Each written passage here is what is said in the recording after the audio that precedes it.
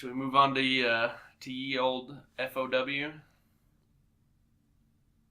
Or what else do you have over there, Sweet Pea? You sure do got a pretty mouth. Oh, boy. Oh. Very pretty. You know who Jeff Finnegan is, right? Yes. What are your thoughts on them just like axing his position? I mean, we're on Force of Will, by the way. Yep. So, did it come out that his position was axed, or did he leave on his own accord?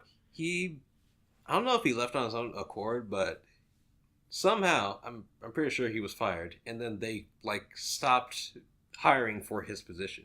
They've completely removed his position. Yeah, I don't know. See, you have to have somebody that's willing to branch out into the global market. Otherwise, you're gonna be doomed. Yeah. Especially in how competitive the trading card game market is right now. Yeah. That's why you've seen a vanishing of football, baseball cards like that by Topps. Topps, I don't see how Topps still sells things. I can't believe that when I walked into the store the other day and I saw a Topps product, I was like, holy shit. Yeah. These guys are still around. Yeah. It's insane. So, with all the competition in the global market and the fact that I don't know the specific number, but I want to say that they came out and said for the Pokemon trading card game that 34% of their sales are based in the United States. So, if you cut that market out, you're losing 35% of your player base on average. Yeah. So, I mean, I just love that, ever since Jeff was doing things, they've been good. They've been growing. Yeah, they've been. I mean, it's been night and day. I mean, everything's recovered. Grand Prix were being scheduled. He did the interview with Rudy, and then a lot of the Magic players were like, "Oh, I want to check out back. Yeah, I want to check out this game." Because let's be honest, most of the people that played Force of Will in the pre Money of Ages times were Magic players. And they thought that the game died. With how terrible the set was and how, a lot of people thought the game was literally dead. They didn't think you could get product anymore because a lot of local game stores stopped selling it. Yeah. Because they were tired of sitting on Millennia of Ages boxes or having to sell the boxes for $24.99 when they paid $70 a piece for them from their distributor. Yeah. I mean, so a lot of people just thought the game was dead. And, there was actually a Force of Will tournament at our local game store. Oh, really? Yeah. Oh, wow. And I was like, what in the heck? This is actually a thing again. Now, so what I heard that came out and was said was that he had after all the things with Rudy, after that interview, he came out and did another interview when they were talking about upcoming Grand Prix in North America. Mm. And they canceled all of the upcoming Grand Prix in North America so they could focus on the world stage in China or Japan. I think it's Japan. Japan. And they said they're only going to have 3 paid invitational spots for United States players. So I believe it was Rob that stepped in. I forget his exact position, but he also got fired. So I guess it doesn't matter anymore. Rob eventually stepped in, was like, if you do that, the game is going to die. Yeah. Yep. So they brought some of the GPs back, at least. Well, they didn't bring the GPs back for North America. They still allowed the GPQs to take place. Oh, yeah. In local game stores. But the thing is now with these GPQs, you go there and you qualify, you're not getting a paid spot to go to Worlds. Yeah. You're going to have to pay for yourself to go to Worlds. Yeah. Which is, I mean, it's astonishing for me to believe that a card game thinks that they're going to be competitive in a market when they're not exploring options other than individuals in Japan. Force of Will would be killing it if they had, good ideas. If they had if their ideas would... Because, alright, so, I was totally against the Valhalla set at first. My whole thing was, I felt like you were going to damage the game by removing J-rulers from product, from booster boxes. Yeah. But after, looking up on it, reading up on it, and, just after everything that's happened, that was probably the best decision that Force of Will has made in a long time. Because they can control the meta.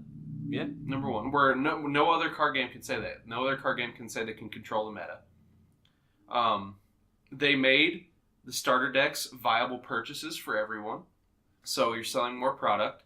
They, instead of putting J rulers in the boxes, they put those secret rares as like fetch cards. Yeah. In the booster boxes to make it still viable to buy booster boxes, and like you kind of limit the amount of archetypes, but you're also like being like, hey, we're new player friendly, and it's cheap to get into the game at this point. So like, I mean, they were on the right track, and they could still be on the right track if they would just fix all this nonsense that's going on with like their GPs and whatnot. Yeah. And you know, a little bit of company outreach. Because the thing that I loved about Force of Will right away is how like they're not a publicly traded company. So they're a private company. They don't have to listen to shareholders and stockholders, kind of like Magic and Yu-Gi-Oh and everything does. So if they want to ban a card, they just fucking ban a card. Yeah. Like with Scheherazade, when that was a thing. It took a while for them to ban it. It did take them a while, but they were like, you know what? Like after a couple GPs, they're like, you know what? This card is fucking terrible. Why did we print this? Let's fucking ban it. And they banned it. And there was no repercussions. Like nobody was throwing a hissy fit about it being banned. And that's the same with like all their formats. Like you know how they have like New Frontiers and then like just all their formats. And they have Wanderer, and they have like specific ban lists for each format. If they want to add a new card to the ban list, they can just do it. They don't have to worry about the repercussions from shareholders and thinking about like, oh, what's this going to do to the secondary market? Because they don't care about the secondary market, and that's the best. Like they do and they don't. Yeah, well, they do and they don't, because like the secret rares are definitely a push to the secondary market. But like, I remember going back and looking at some of the older sets. You know, when I was like, oh, I want to build this deck. Super rares were like 90 cents a piece, 70 cents a piece. Rulers, depending on the ruler, $3 to $7. It's mostly like the high rarity, the uber rares. Uber rares are what were like the fetch cards. Were like, you know, what people were sought after. You know, I'm gonna be honest. They really need to bring those back. Yeah, I mean, I'm fine with them keeping the uber rares as long as they still stick with like the secret rare thing, where it's like full art versions of it. I would even be cool with like full art alternate art of the rulers from the starter sets. Randomly toss those in a box. Fuck it. I mean, don't make it as common as like a secret rare is right now, where I think a secret rare is like once or two in a case. The ratio is actually like not set, but it's supposed to be like one in a box. One in a box? I thought it was one per case. One or two per case. Oh, per case? I've definitely pulled.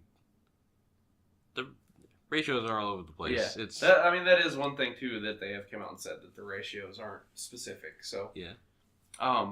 But I mean, make it like one out of every 12 boxes has this fucking alternate art, super shiny ass ruler. You know, starter ruler. Just super shiny ass. Yeah, just a super shiny butt. Just staring at you. I mean, they could put 0 flashing Mage Warrior on there again. But so that's another thing with like the secondary market of Force of Will. Like, they may not focus a lot on it, but you still have cards like the Flashing Mage Warrior that are worth, you know, if you find one with like skirtless one, it's like what, $25 or something like that per card. Cards will randomly go up too. Yeah, random spikes. I've noticed that too. But from what I understand, and you can correct me if I'm wrong, but this is just something that I've heard in the set before the new Valhalla sets. I can't remember. It wasn't the Twilight. Ooh, I forgot the name of that one too. I can't remember what it is. Winds of the Ominous Moons. There it is. I heard that there was an issue in packaging that the regular or the uber rare to regular J rulers was skewed, and you had like a 40% chance of pulling an uber rare versus like a 60% chance of pulling a regular ruler, where it should have been like 95% to pull the J ruler and 5% to pull the uber rare. Yeah, I've heard that there was like a like a screw up there to where there's a lot more Uber rares being pulled. I haven't heard that, but I kind of believe it. Especially, like, I don't know if you remember when we opened my box. Yeah. And we pulled, like, Uber Fate Sync. Yeah. So that's just what I've heard, is that the issues with that. Now, I'll take you back a couple years.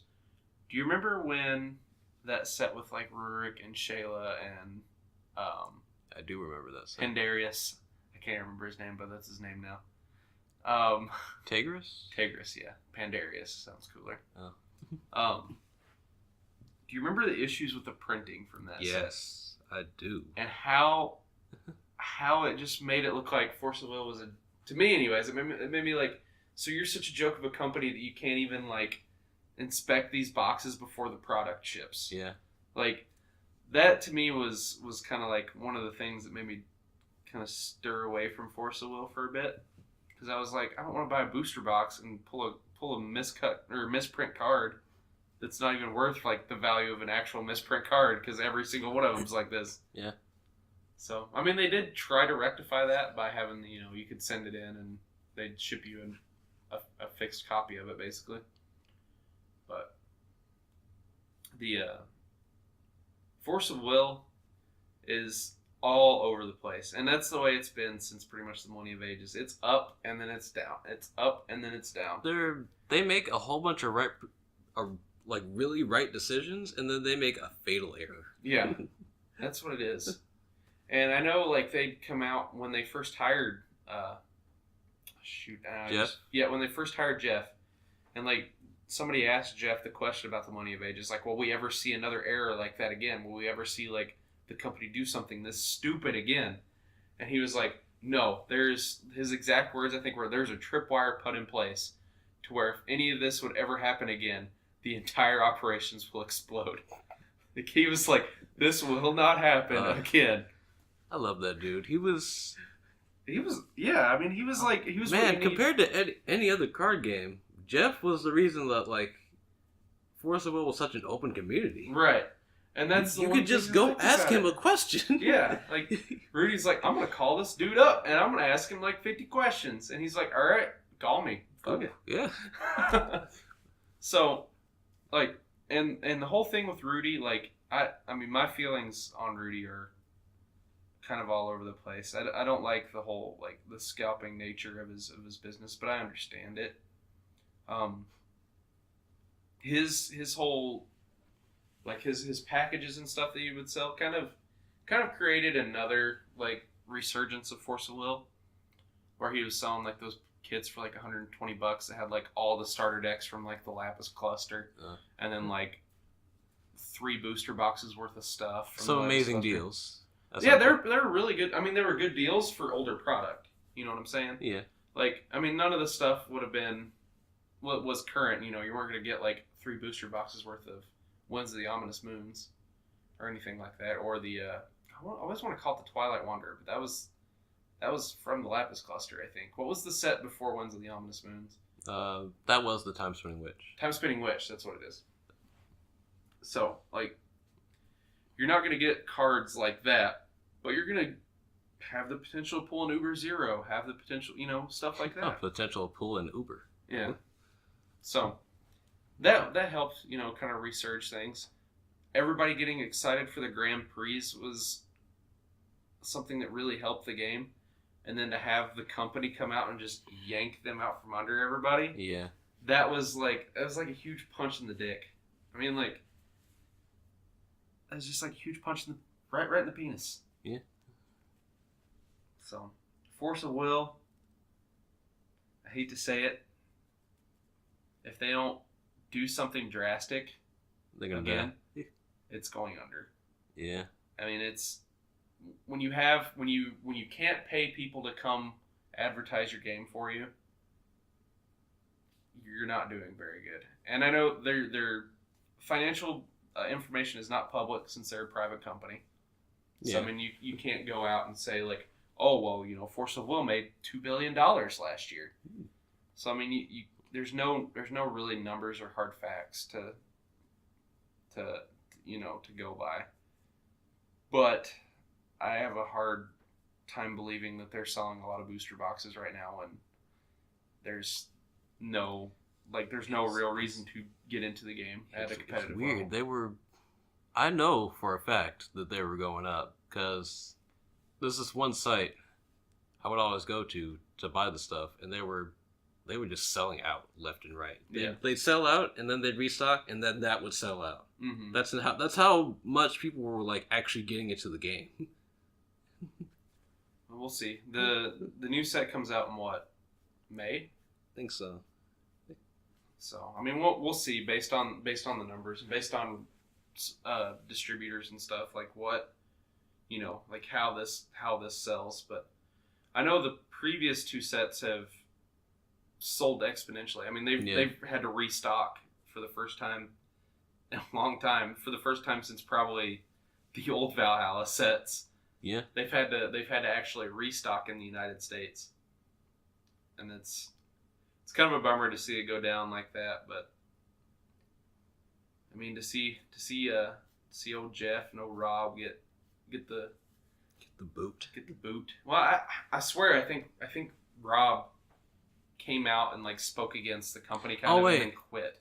Yeah, Rob actually, he quit because he didn't like the way they were going. Yeah, the direction. Yeah, and then Jeff was actually fired. Yeah, because I think it was Rob that was the one that came out and was saying all the things about the Grand Prix, like, hey, I want to have Grand Prix scheduled for the United States, and they wanted to take away qualifiers, and pretty much the only way that I could get them to meet in the middle is to take away Grand Prix, but keep the qualifiers. Oh, and the 15 spots that we originally said were going to be shipped to Japan, all expenses paid? Yep. We're shrinking that down to 3. But they shrunk it down to 3, but they said there are 10 open spots that were unpaid, like unsponsored spots that, like, hey, you did good, you won. You want to pay $3,000 to fly to Japan? It's risen to 4 because there's one card shop, I believe, that's actually like paying for the spot. Oh, okay. So they're like they've got some arrangement to where they're like sponsoring that spot. Oh, so okay, it's up to 4. But I mean, that's not good. Ouch. But four people from the United States get to go to Japan to play Force of Will. All expenses paid. Yeah, that's still not enough. If you want to, and the non advertising of the GP qualifiers here, or the World Prix qualifiers here. Yeah. It's like, I think Rob specifically said that, like, if we do not have any competitive play coverage in the United States, the game will fail in the United States. And I think he's 100% correct.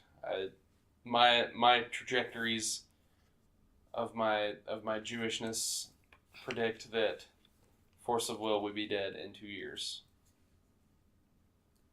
If they keep going on the same path that they're going. If not sooner. But I'll give the game 2 years. What are your thoughts on, while we're on Force of Will, what are your thoughts on rulers? Like the way they've been going. So I kind of like the way that they've got it set up now, where there's 10 rulers specifically in the current format. So these 10 rulers, you have to buy a starter kit to get them, and I think that is probably the best way to do it because that puts everybody on an equal playing field. They're not overpowerful. They're not underpowered. I mean, there's certain ones that are worse than the others. But Arthur has been getting, man, poor Arthur. But I mean, even still yet, there is one viable Arthur deck that I know. Yes, there's that one guy he actually topped. Yeah. It was insane. So, I mean, Arthur's still viable, technically, maybe. So, I mean, I think this is a lot better way of doing it than it was previously. And I was totally against the whole starter kit ruler only thing. But I do like the way it's going. Machines are viable. It's just not Arthur. It's sad. I think if there's one thing I do miss, it's front side abilities. Yeah. I understand why, but I think you just need to like balance it better. Because I remember I built a man, I'm forgetting her name. I don't know how familiar you still are with lore, but the direct servant under Valentina, her name, she caused an uprising against Valentina, actually.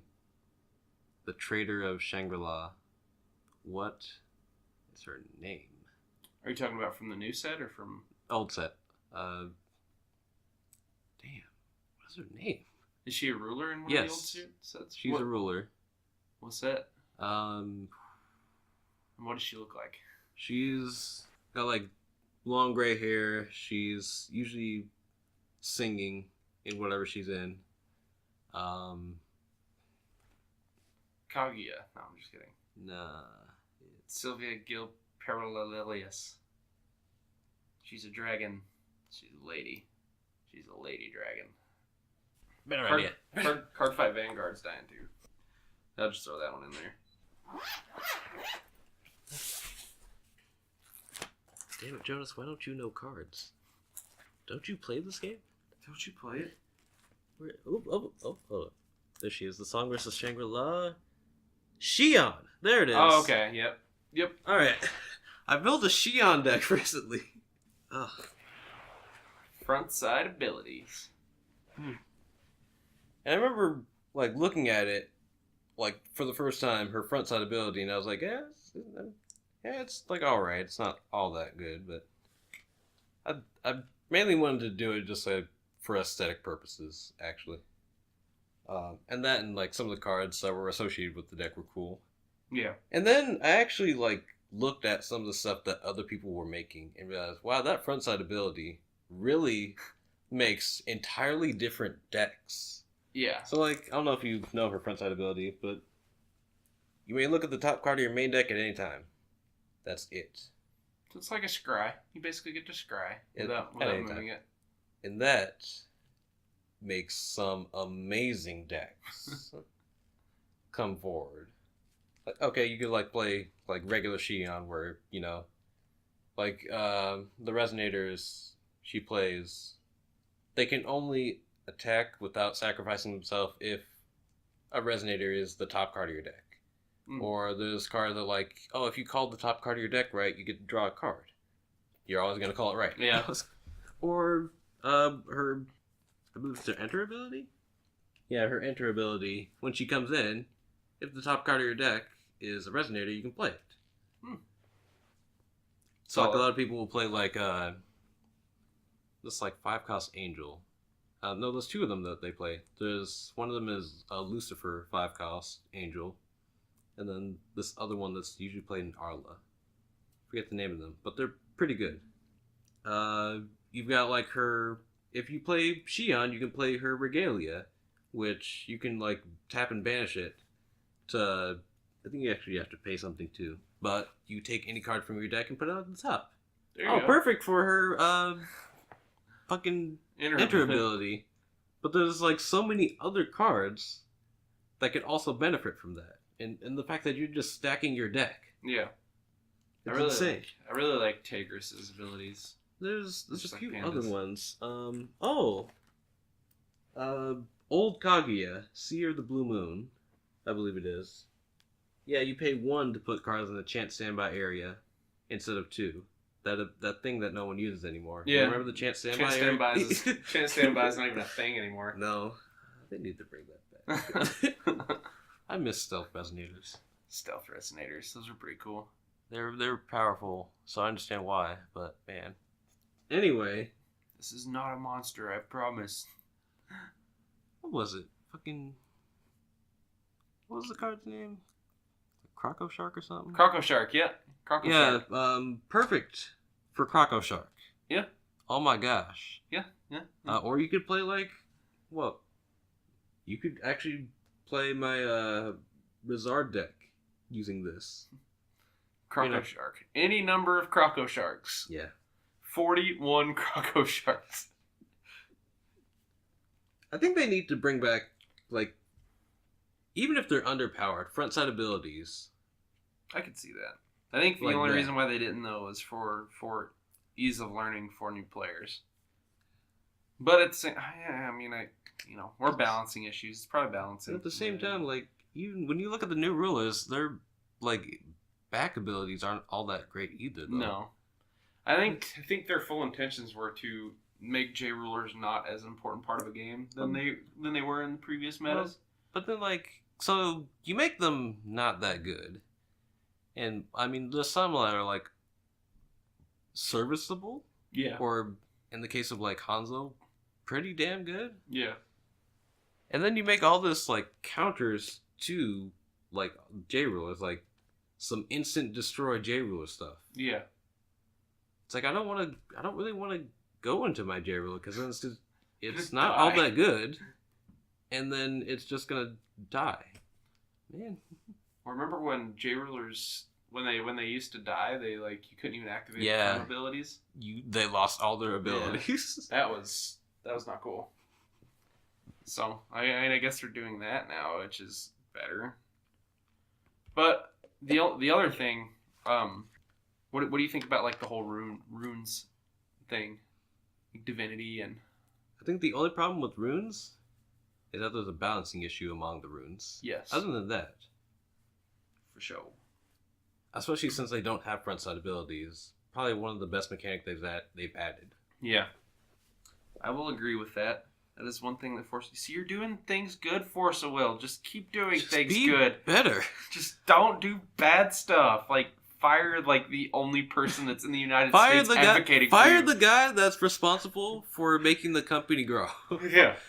So, I mean, like, you terminated the guy that's helping your company grow in the United States since you fucked up with Millennium Ages. Like, literally the only reason why your company's still around in the United States. You're like, oh, we don't need this guy anymore. Fuck him. Oh, you're giving us success? We don't like success. Fired. Yeah.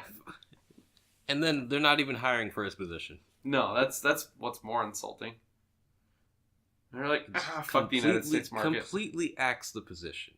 Just fuck the U.S. market. We don't need the U.S. market. See the sun arising.